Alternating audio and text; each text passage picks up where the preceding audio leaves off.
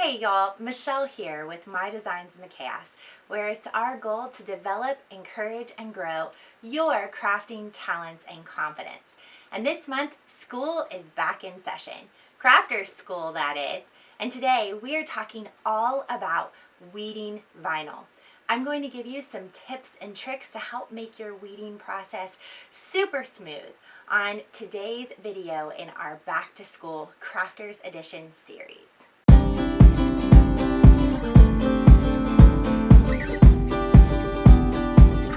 Now, to start off with, let's talk about what is weeding exactly. Weeding is where you're actually removing the part of the vinyl that you don't want attached to your final product. You have to do this after every single time you cut something on your machine in order to be able to see what you cut out. Now, depending on what it is you're creating is what's going to determine which part of the design that you weed. So if you're using adhesive vinyl and you want to put a decal on something, you're going to want to weed the outline of the design. If you're using a stencil and you want to paint something, you're going to actually weed the inside part of the design. So today I want to share some tips and tricks with you as you are weeding your designs for various projects.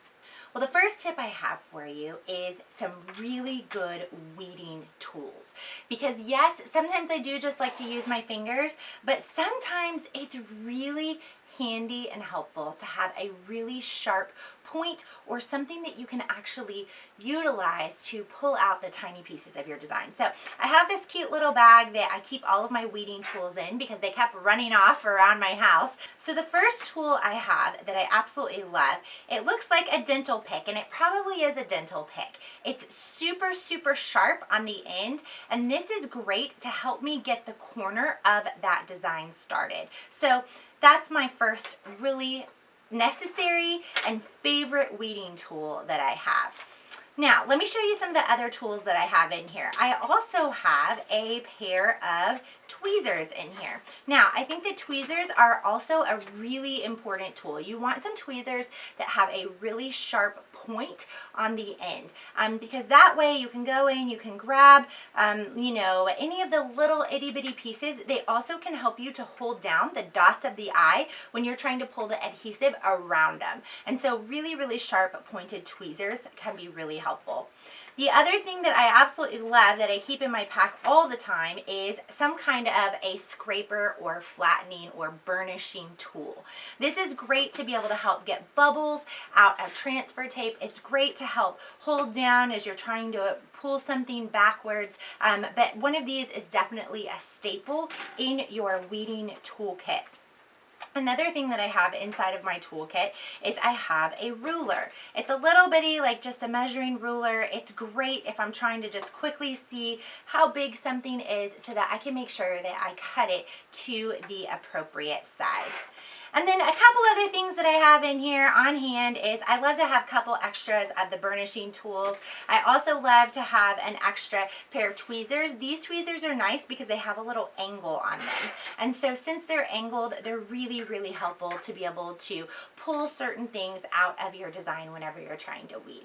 So there's a sneak peek inside my weeding tools bag. So that's tip number one. Make sure you've got some good quality weeding tools on hand. They can be off-brand name, they can be something as unusual as a dental pick, but a sharp object to help you be able to start the weeding process is really a necessity. The next tip I have for you is you want to make sure you have some really good lighting. Now, when I'm working here on these videos, I've got a ring light that I use, and so it's always super, super bright. But if I didn't have this ring light turned on, what I would probably be using is a headlight. You've probably seen where I use this sometimes in car rider line when I'm working on designs. It's really handy. You can be hands-free with it, and it just fits so nicely and securely right there on the top of your head to be able to use when you're looking down down at your design that you're trying to weed. So that's the next tip I have for you, is you want really good lighting. Tip number 3 is you want a great spot to be able to put your scraps as you're weeding your design. Nothing is worse than trying to weed out your design and then getting your scraps stuck in with your design, and then you can't tell what's what. So I have a couple options for this. I have this little miniature trash can that I absolutely love, that I use on my desk very regularly whenever I'm weeding a project. It's great. It sits right on the corner of my desk, and I love to put all of my scraps and things inside here. The other tool that I absolutely love is I've got some sort of a little weeding basket, if you will, to be able to put the items in. I can use something like this where I can actually wear it on my fingers as I'm weeding, or you can use like a little kid's snack cup. You can even get like a Clorox wipe container and use that as well. So there's a couple great options here, but what you want to make sure is you've got a spot to be able to put all those extra scraps. Now, there are going to be some stray ones from time to time. Trust me, I've even had a stray piece in my hair on a live video. So it happens. You want to make sure that for the most part, you've got a spot to be able to put all of the extra vinyl that you're weeding off of your designs. The next tip I have for you is you want to make sure you have really high quality vinyl. It's hard to tell when you're first getting started, is this high quality or is it not? Well, you'll be able to tell when you're cutting it, and once you cut lots of different types, you want to make sure you're using really high quality vinyl, because it really does make a difference whenever you're trying to weed out your design. The next tip I have for you is when you're working with some sort of glitter vinyl, it can be really hard to see where the cut lines are. So a couple things that you can do when you're utilizing this glitter vinyl. Number one, you can kind of move it between your hands back and forth like this so that you can kind of see what those cut lines are. Don't forget, you want to make sure you have that really cool headlight on so that it's really easy to see those lines. But sometimes, even with the headlight, it's really difficult. And so what I like to do is I like to use a little bit of baby powder, or you can also use chalk. And I like to sprinkle that onto the back of the design. It doesn't have to be a whole bunch, just a little bit. And then I like to take my finger and kind of rub it over, and then see how it magically shows up. I can now see where those cut lines are. And if you're doing this with your vinyl, it makes it so much easier so that you don't accidentally pull up a piece of your design that maybe you wanted to keep on there. And so just a tiny bit. And then once you have it weeded out, you want to kind of use a paper towel to go through and wipe off any extra, because you don't want that baby powder actually applied to the back of your shirt. But this is a great way so that you can actually see where your cut lines are. Okay, and so we're just going to use this baby powder and sprinkle it all over. See how it's like magic there? And where now we can see all those cut lines that before it was really difficult for us to even be able to see. It looked like there wasn't even any on there. And so I'm just going to kind of gently make sure it's all over, and it just kind of settles there. And again, you don't have to use baby powder. You can also use chalk, and it works the same way. And then once it's all on there, you can kind of scoop it over to the side. You don't need a whole bunch, just a little bit will do. And then we're going to brush it off. And now it's going to be so much easier for us to actually be able to weed that design out, because we can see where the lines actually are. The next tip I have for you is to utilize a weeding box. Now, what do I mean when I say a weeding box? All this is a rectangle that you place around the image that you're cutting inside your software. And that way, whenever it goes to cut, it cuts a really nice line around your image, and then you can save that sheet of vinyl for future use, and you don't have to waste the whole sheet or have some really zigzag line that you cut with your scissors. That'll help you to save vinyl in the future as well, because it'll keep it really nice and tight in that specific spot. The next tip I have for you is to trim as you go. Now, you can do this with both heat transfer vinyl as well as adhesive vinyl. But all I mean when I say that is as you're weeding and you're pulling off pieces of your design, you can use your scissors to actually cut and trim some of those pieces so that they don't get in the way. Because when you're working with heat transfer or with adhesive, sometimes it can feel a little overwhelming when you have these massive sheets and it's like, what do I do with all this extra stuff? So if you trim it as you go, it kind of helps keep it very clean, very neat, and very organized. With adhesive vinyl, it can actually fold over on itself, so you want to be really, really cautious when you're working with adhesive vinyl and you're weeding.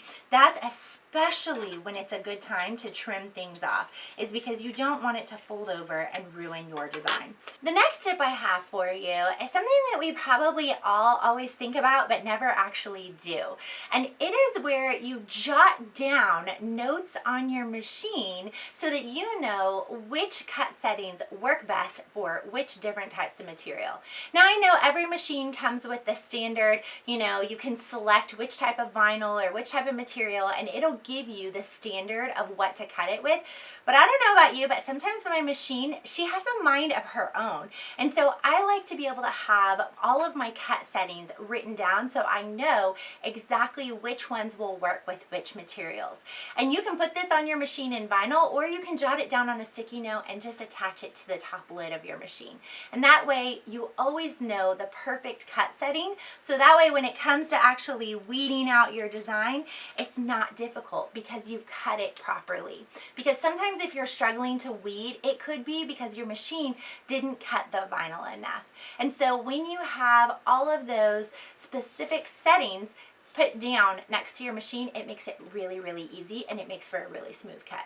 Another tip I have for you, whenever you're trying to weed a design and it feels like it's super intricate or kind of complex, you can always print out a picture of what the design is supposed to look like. I know sometimes when I'm weeding, I forget, wait, where was that exclamation mark, or where was that little swish or that swirl? And if you have a printed picture sitting next to you while you're actually weeding the design, it makes it so much easier for you to remember which elements are there and where they're located. So when you're weeding, you don't accidentally rip one of them up with your weeding tool. And then the last tip I have for you when you're trying to weed vinyl, this one's going to sound a little weird, but I promise it's kind of a cool one and it does work, is if you have a heat press or a heating element and you turn it on, you can actually lay your heat transfer vinyl down on that heating element and warm it up just a little bit. Now, don't warm it so much where it's going to melt or it's going to attach to an item, but just enough to get it kind of flexible. And when you do that, you'll be able to really weed that design super easily. You can move it around so much easier. So I would suggest if you have your heat press on at 315, you put the vinyl, just kind of set it down on the bottom, and you kind of don't press it onto your machine, but just set it onto your machine for a couple seconds just to let that heat kind of warm it up, and it makes it so much easier to be able to weed.